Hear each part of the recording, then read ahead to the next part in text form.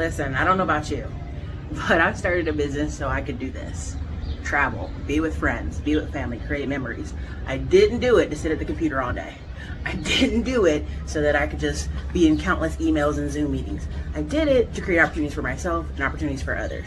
So listen, if that's something that interests you, enjoying time with your friends, being out and about, definitely drop by Erica Williams' Classy Climb blog. Check out the YouTube channel. We've got over 2,000 videos of free information that's actually changed people's lives. People actually post their new jobs, their new careers, their new businesses all the time over at the channel. Well, hello, my chickadees. Hello. Welcome. Listen, you see the title, 12 Texas billionaires living in Austin, Texas. New York rent control and Mr. Close the Doors. Now, we are not done with Mr. Sapp. Never would have made it without you. Now, we're going to start the show off with a little bit of silly, but if you haven't, grab the book. The book is out. The upsells are out. Get the Texas, get the land grab course. Get the Wi-Fi remote money course. Join the inner circle if that's for you. If it's not for you, book a call with our sales team. Anyways, long story short, hey, thank you so much for your support. I appreciate every single one of y'all. Let's get into it. We're going to go hit silly first, and then we'll get very serious. Very serious. All right, so let's hit up Mr. Never Would Have Made It. And again, I think it's important to let people speak just in case, we missed something. Maybe they misspoke. We want to make sure they get an opportunity to defend themselves out here because social media is rough. Make sure I got the right one.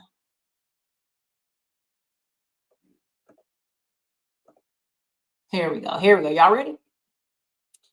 My membership had dwindled after my wife had passed because I had to travel more in order to take care of me and my kids. Right. So, my membership, it dwindled, but we never lost anything. And as a matter of fact, this is factual.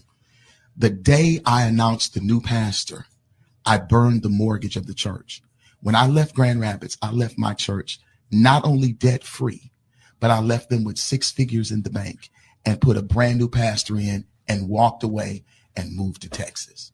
I'm not walking around here trying to be a pimp. I'm not trying to take advantage of people. That's never been my passion. I'm serious about ministry. And let me go one step further. There's a whole lot of other pastors around here that are doing the same thing. Most pastors in America are bivocational, meaning they have jobs outside of their churches. The average church size in America is only 75 people.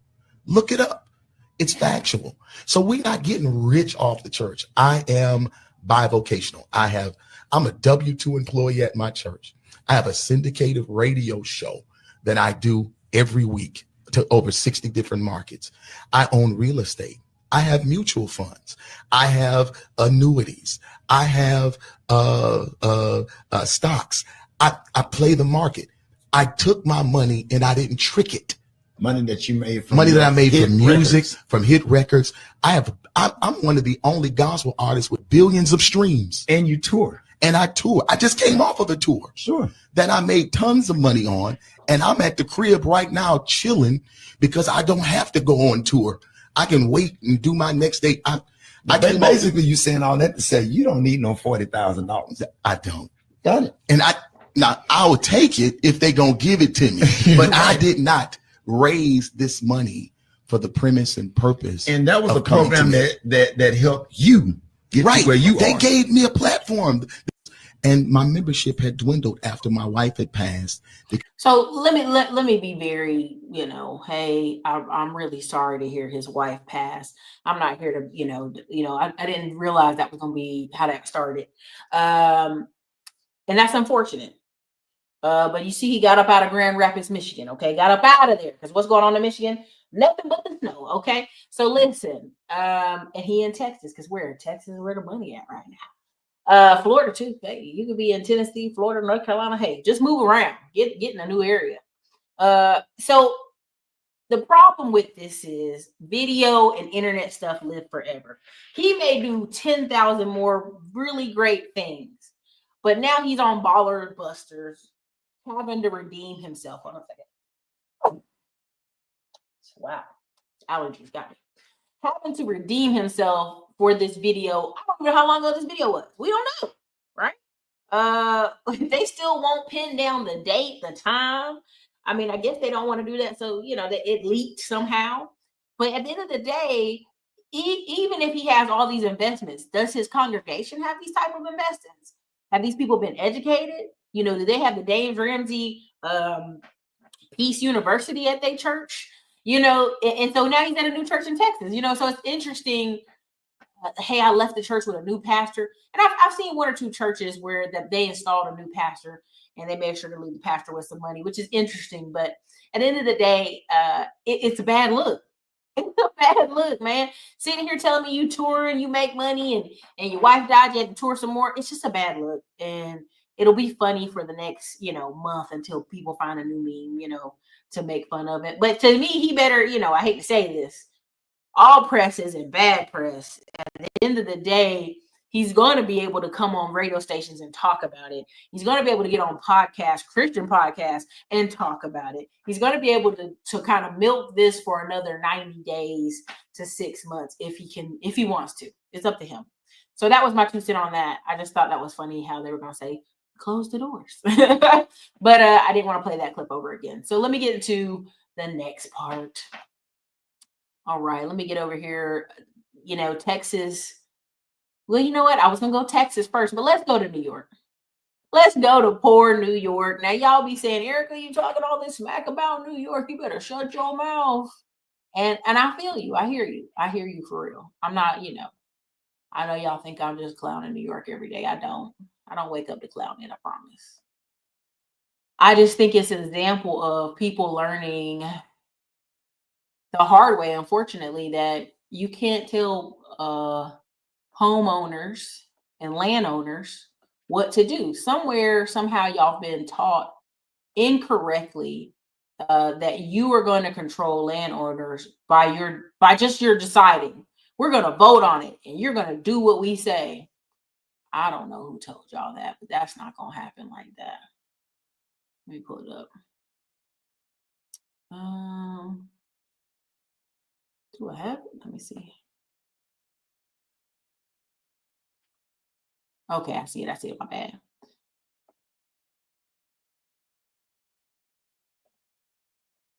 Let's go to poor New York. Let's go on to New York. Here we go. Let's get it.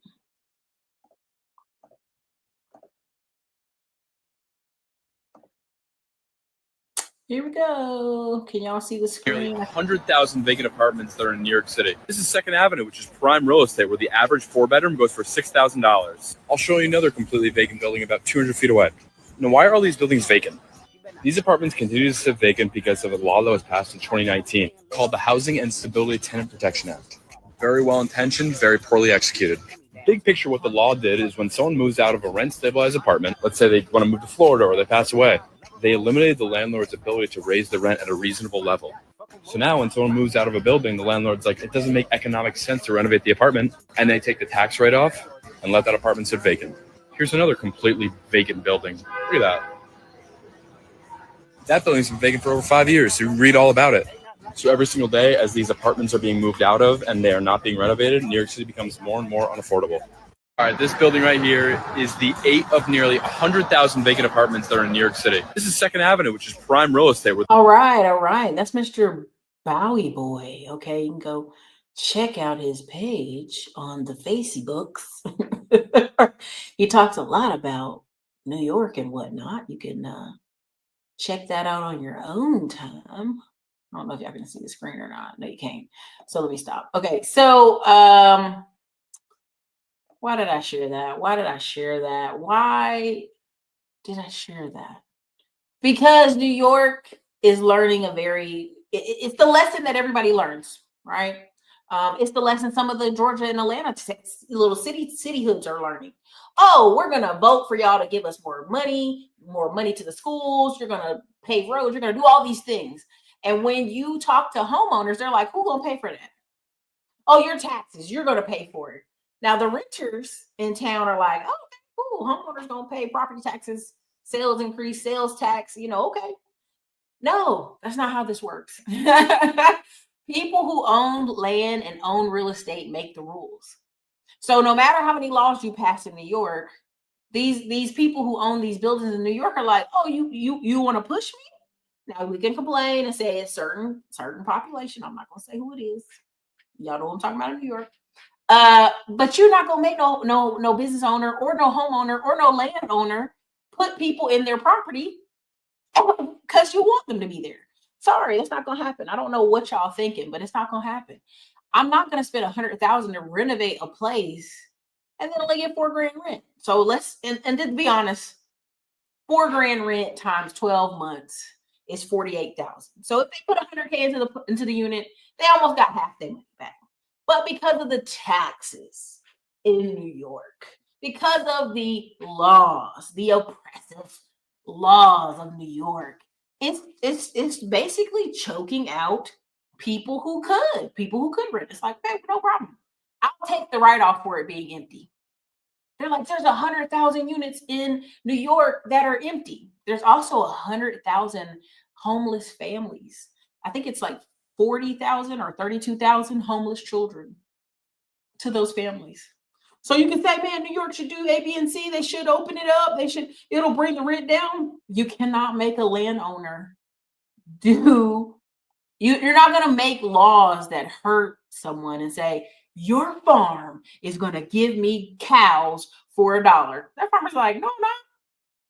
That farmer will just not cull any cows for years. Or if they do pass out or they do pass on, that farmer will light that cow on fire before it give it to you for $1. You cannot expect people to put money into a project and you come in and say, hey, I don't own it, I don't control it, but I want to pay $1 for what you have. No. This is not just a New York thing. This is also happening in Ireland. Right now in Ireland, a lot of people are complaining there's nowhere to rent. And then they're like, no, there's all these vacant places in Ireland. Why aren't these people leasing to us? The rent is getting higher and higher.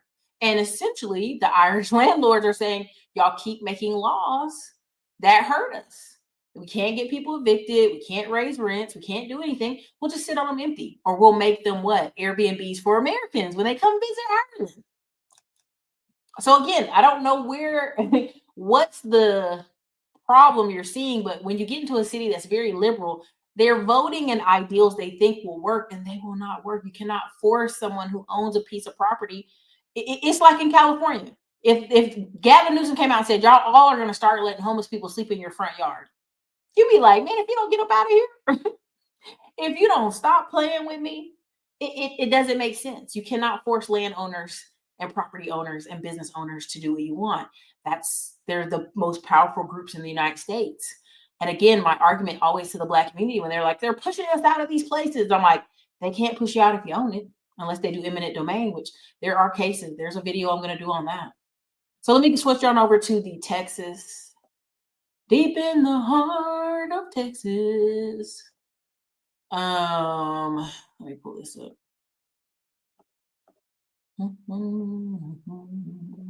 All right, this is on the Explore Texas page. 12 billionaires on the Forbes list that live in Austin, Texas. Why do they live in Austin, Texas? Because we're the best. We're the best. All right, let me go ahead and show you here. Let's go through the list and kind of give me some of your commentary. And also, did you guys drop your city and state in the chat? Don't leave me hanging. Don't do me like that. Drop a 1 in the comments, something like that. Help your girl out. But let's get to it. 12 billionaires that live on the Forbes list, okay? All right. I know you guys are already putting thumbs down on the video. Number 1, Elon Musk. He's worth $386 billion net worth. He's only 53, y'all. This man might live another 40 years. I don't think you're ready. If he slow down on that ketamine, maybe he'll live that long. But anyway, CEO of Tesla, SpaceX, The Boring Company, and X.com. Number 17 on the Forbes list, of course.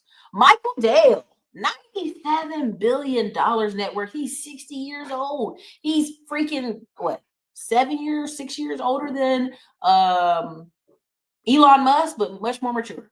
So chairman and CEO of Dell Technologies, they're partnering up on doing a couple of the data centers here in the Central Texas area.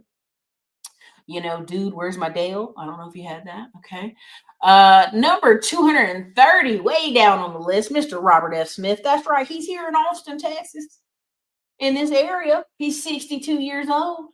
He's got the gray coming in. He's worth $10 billion. Chairman and founder of the Visa Equities Partners. Okay. Number 403, Joe Gibler. Airbnb creator, $7.8 billion net worth, 43 years old, co-founder of Airbnb. I love how they put hats on all of them. It's kind of funny. Miss Ty Lee, okay, CEO of Shop International, Shop. I don't think that's how I'm supposed to say that, but I'm like, Shop International, $7 billion net worth, age is 66, and she is looking nice. Asian don't raisin and black don't crack. Boy, you just got to keep moisturizing, okay? Again, I know it's AI, y'all.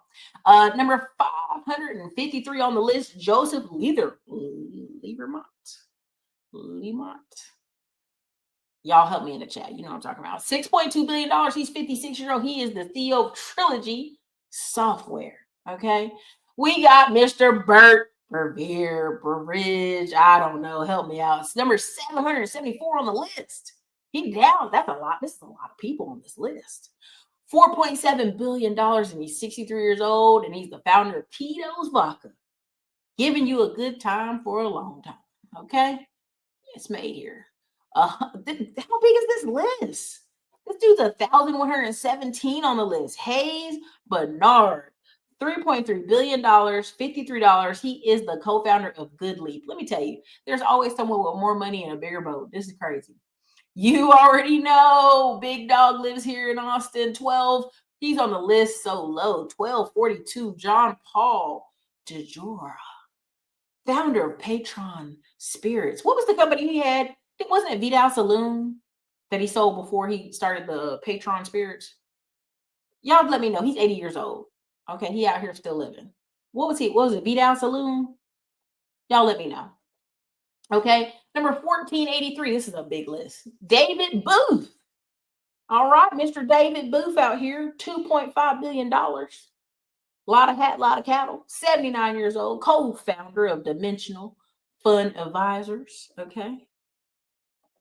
We got number 1812. Joe Lonsdale. $2 billion network, 42 years old. He's still out here tricking on the ladies, managing partner at BVQ, or is that 8VC? 8VC. Let me not talk. This man might be married. I might be quiet. All right, number 2933, Mr. James Trushard. Y'all, forgive me. It's late. I'm recording this late. $1 billion network. He's 81 years old. He is the co-founder of National Instruments. You know, every time I meet somebody from National Instruments, I ask them, do they make calculators? Or I meet people from Texas Instruments, and I ask them, do they make calculators? They're always like, no, it's not funny. The joke's not funny, Erica. So anyway, long story short, you see, this is the rhetoric we're teaching people. You're posting this like it's a good thing. John Paul was famous for shampoo first. That's right, shampoo. Owning property in Texas doesn't mean they reside here a majority of the time. Why are they all wearing the same hat? Not a flex. So alcohol and finance. Elon probably doesn't even live in the Austin area. He spends so much time elsewhere. I'm going to be petty. Yes, he does. Does live here with the kids on the water in Austin. People see him all the time. I'm just trolling. People. This lady said, who has a son that's single? Exactly, right? All this stuff. Anyway, let me get on out of here. Let me close this out. But there's so much in Texas stuff I can show y'all that's just ridiculous every single day. Let me see. Anything else? No. They don't have it. What I want to show y'all. Now, if they do this, they gotta stop. This would be too much. Let me show y'all this. That's the last part. And I'm gonna get on out of here because this was gonna be a short show. The Donald J. Trump Highway. I-35 in Travis County will be renamed by September 1st under this new bill. And this ain't April Fool's. This was March 23rd. They is talking smack. It's super funny. It's a joke, but I mean, it is what it is. So again, Austin's got a lot going on here. I tell y'all, they've got plans for the city for the next 30 years, the Texas Triangle. Do people live outside the Texas Triangle? For sure they do. There's a lot of money all over the state, depending on how you want to work it. So this is the show I had for y'all. Not long, not gonna be here long. If you've enjoyed the book or if you enjoyed joining our different events that are coming up, I thank you for all your well wishes, your love as you watch this channel and as you support the Classic Climb. And thank you guys. I'm out of here. Quick one. This is Brandy Williams of Williams Accounting and Tax Services, located in McDonough, Georgia, WilliamsActTax.com, giving a testimony to Erica Williams. Just want to thank you for all your encouragement and support. I am out here at a photo shoot for my second flip that we just finished, my first JV, which went very well. Got a book coming, Flipping with Friends in 45 days. Again, I will rave again and again about that boat party and winery that just changed my life. I met so many people, and I won't name all the names, but you know who you are. Again, I thank you for your support, and there's more to come. 2025 is just getting started. Y'all check out Erica Williams. Get the game, execute, and keep your documentation. Thank you, y'all. Bye.